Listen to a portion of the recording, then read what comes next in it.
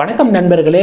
Indian பாலிடிக்ஸில் முக்கியமான ஒரு விவாத பொருளாக மாறி இருக்கக்கூடிய சில டாபிக்ஸ் எல்லாம் இருக்குது பார்த்தீங்களா, அதை நம்ம இந்த பதிவில் பார்க்க போகிறோம். ஃபர்ஸ்ட் டாபிக் என்ன பார்க்க போகிறோம் அப்படின்னா, ஃபென்டாஸ்டிக்கான ஒரு செய்திங்க. என்ன தெரியுமா?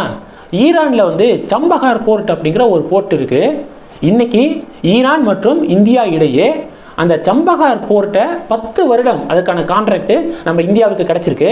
அதுக்கான ஒப்பந்தம் சைனா இருக்கு அப்படிங்கிற ஒரு ஃபென்டாஸ்டிக்கான செய்தியை கேள்விப்பட முடியுது. இந்த சம்பகார் போர்ட்டை இந்த குத்தகைக்கு எடுக்கக்கூடிய இந்த 10 வருடம் கான்ட்ராக்டுக்கு எடுக்கக்கூடிய இந்த போட்டியில் சீனாவும் மும்முரமாக வந்து இருந்தாங்க, இந்தியாவும் மும்முரமாக இருந்தாங்க. கடைசியில் இந்தியா தட்டி தூக்கியிருக்கு அந்த 10 வருட கான்ட்ராக்டை அப்படிங்கிறத நம்ம பார்க்க முடியுது. இதனால மிடில் ஈஸ்டில் அந்த கடல் பகுதிகளில் நிச்சயமாக இந்தியாவுக்கு ஒரு நல்ல ஒரு பவர்ஃபுல்லான ஒரு பிளேஸ் வந்து கிடைக்கும்.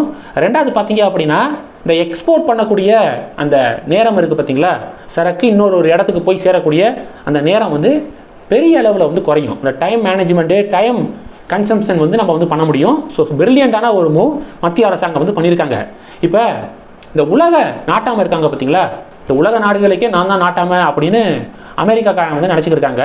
அதில் அமெரிக்கா என்ன பண்ணியிருக்காங்க அப்படின்னா, any one considering business deals with Iran needs to be aware of the potential risk of sanctions அப்படின்னு சொல்லிட்டு இன்னைக்கு பேட்டி கொடுத்துருக்காங்க.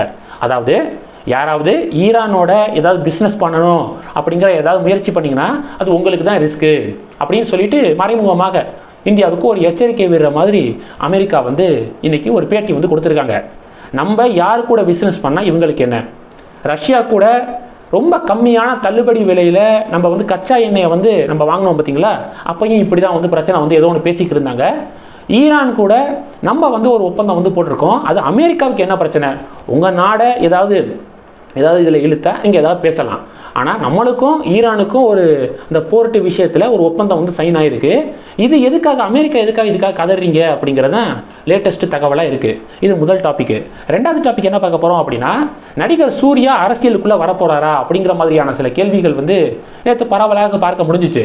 சில பேர் என்ன பேட்டி கொடுத்தாங்க அப்படின்னா, களம் இறங்கும் சிங்கம் அப்படின்னு சொல்லிட்டுலாம் வந்து பதிவு போட்டாங்க. பாஜகவுடனே அரசியலில் சிங்கம் அப்படின்னா அது அண்ணாமலை மட்டும்தான் அப்படின்னு பாஜகவினரும் பதிவுகள் போட்டதை பார்க்க முடியுது. ஏன்னா அண்ணாமலை ரியல் லைஃப் சிங்கமாக இருந்தவர். அவர் சூர்யா பார்த்தீங்கன்னா திரையில் பார்த்தீங்கன்னா படத்தில் தான் சிங்கம் சூர்யாவை வந்து நடிச்சிருந்தார். அண்ணாமலை பார்த்தீங்கன்னா அவர் ரியல் லைஃப் சிங்கம். கர்நாடகாவில் அவர் கேம்பெயினுக்கு போகும்போது இன்னும் சிங்கமலை அப்படின்னு சொல்லிட்டு தான் வந்து கூப்பிடுறாங்க. அந்த அளவுக்கு நிறைய பேருடைய வீடுகளில் பார்த்தீங்கன்னா, அந்த உடுப்பி பகுதிகளில் பார்த்தீங்கன்னா வீடுகளில் அண்ணாமலையுடைய படம் வந்து இருக்குது. அந்த அளவுக்கு அண்ணாமலையை இன்ஸ்பிரேஷனாக வந்து எடுத்திருக்காங்க. ஸோ அண்ணாமலை ரியல் லைஃப் சிங்கம். இப்போது எதுக்காக சூர்யா வந்து அரசியலுக்குள்ளே வர மாதிரி தெரியுது அப்படின்னு நான் சொல்லியிருக்கேன்னா, சூர்யாவுடைய ரசிகர் நற்பணி மன்றம் இருக்குது பார்த்தீங்களா, அங்கே வந்து ஒரு ஆலோசனை வந்து நடந்திருக்கு. தமிழகம் முழுவதும் இருக்கக்கூடிய சூர்யா ரசிகர் நற்பணி மன்றம் மொத்தம் 60 இடங்களில் வந்து இருக்குது. தமிழகத்தில் இருக்கக்கூடிய அந்த 38 மாவட்டங்களை 60 மாவட்டங்களாக நிர்வாகத்துக்காக வந்து அவங்க பிரிச்சுக்கிட்டாங்க. அந்த 60 மாவட்ட அந்த ரசிகர் நற்பணி மன்ற தலைவர்கள் இருக்காங்க பார்த்தீங்களா, அவங்க கூட ஒரு மீட்டிங் நடந்திருக்கு. அந்த மீட்டிங்கில் வந்து என்ன சொல்லப்பட்டிருக்கு அப்படின்னா, வார்டாக, அதாவது இந்த நற்பணி இயக்கம் ஒவ்வொரு வார்டுக்கும் வந்து போகணும், ஒவ்வொரு வார்டுக்கும் பொறுப்பாளர்களை வந்து போடுங்க அப்படின்னு சொல்லிட்டு இன்ஸ்ட்ரக்ஷன் வந்து கொடுக்கப்பட்டிருக்கு. அப்போ விஜய் அவர்களை ஃபாலோ பண்ணி இப்போ சூர்யா அவர்களும் அரசியலில் இறங்குறதுக்கான ஒரு ஐடியாவில் இருக்காரா அப்படிங்கிற மாதிரியான கேள்விகள் முன்வைக்கப்படுது. என்னையை பொறுத்த வரைக்கும் நடிகர் அப்படிங்கிறதுக்காகலாம் தயவு செஞ்சு இளைஞர்கள் வந்து அவங்க பக்கம் வந்து போகாதீங்க. யார் வந்து நல்லா படிச்சிருக்காங்க, யார் வந்து அவங்களுடைய பேக்ரவுண்டை பாருங்கள், கரப்டட் இல்லாமல் இது மாதிரியான பர்சனாக யார் இருக்கிறது? சினிமாவில் ஒரு வீரமாக ஒரு வசனம் பேசுனதுக்காகவே அவங்க வந்து புரட்சியாளர்களாக ஆயிட மாட்டாங்க. அவங்க திரைக்கு பின்னால் இருக்கக்கூடிய முகம் வேறு மாதிரி இருக்கும், திரைக்கு முன்பாக இருக்கக்கூடிய ஃபேஸ் வந்து வேறு மாதிரி இருக்கும். அதனால் மக்கள் கொஞ்சம் விழிப்புணர்வாக இருக்க வேண்டிய காலகட்டம் இது அப்படிங்கிறத என்னால் உறுதியாக வந்து சொல்ல முடியும். இது வந்து மூணாவது டாப்பிக்கு. அடுத்த டாபிக் என்ன பார்க்க போகிறோம் அப்படின்னா, விடுதலை புலிகள் இருக்காங்க பார்த்தீங்களா, விடுதலை புலிகள் மீதான அந்த தடையை மேலும் 5 வருடம் எக்ஸ்டெண்ட் பண்ணியிருக்காங்க மத்திய அரசாங்கம் அப்படிங்கிற ஒரு அப்டேட் வந்து கிடைச்சிருக்கு. இது 4வது டாபிக். 5வது டாபிக், பிரைம் மினிஸ்டர் மோடி அவர்கள் இன்னைக்கு வாரணாசியில் அவருடைய நாமினேஷனை வந்து ஃபைல் பண்ணியிருக்காரு. அப்போ பிரைம் மினிஸ்டருடைய நாமினேஷனில் ப்ரொபோசர்ஸ் அப்படின்னு சொல்லிட்டு சில பேர் வந்து இருப்பாங்க. யார் நாமினேஷனை ஃபைல் பண்ணாலும் ப்ரொபோசர் அப்படிங்கிற அப்படிங்கிறவங்க வந்து சைன் வந்து போட்டிருக்கணும். அப்படி பிரைம் மினிஸ்டருக்கு யார் வந்து சைன் போட்டிருக்கிறது, பிரைம் மினிஸ்டருடைய நாமினேஷனில் ப்ரொபோசர்ஸ் யார் அப்படின்னு பார்த்தீங்கன்னா மொத்தம் 4 பேர். ஒருத்தர் பண்டிட் கணேஸ்வர் சாஸ்திரி அப்படிங்கிறவர். இவர் யார் தெரியுமா? அயோத்தியில் ராமர் கோவில் பிராண பிரதிஷ்டை செரிமோனி நடந்துச்சு பார்த்தீங்களா, அதனுடைய ஹெட்டாக இருந்தவர் இவர் தான், பண்டிட் கணேஸ்வர் சாஸ்திரி அப்படிங்கிறவர். ரெண்டாவது பஜ்நாத் பட்டேல் அப்படிங்கிறவர். இவர் வந்து ஜனசங்கம் காலகட்டத்திலிருந்து இருக்காரு, ஓபிசி பிரிவை வந்து சேர்ந்தவர்.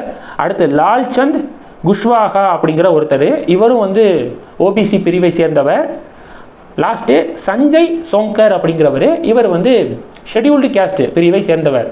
ஸோ பிரைம் மினிஸ்டருடைய அந்த நாமினேஷனில் ப்ரொபோசர்ஸில் ஓபிசி மற்றும் ஷெட்யூல்டு கேஸ்ட் மக்களுக்கு வந்து அவர் முன்னுரிமை வந்து கொடுத்துருக்காரு, அவங்கள வந்து சைன் போட சொல்லியிருக்காரு அப்படிங்கிறத ஒரு கூடுதல் ஒரு செய்தியாக நம்ம வந்து இதில் பார்க்கலாம்.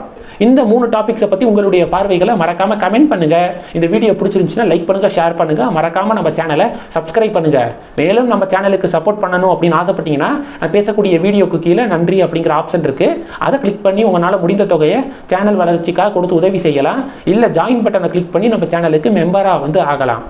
நன்றி, ஜெய் ஹிந்த்.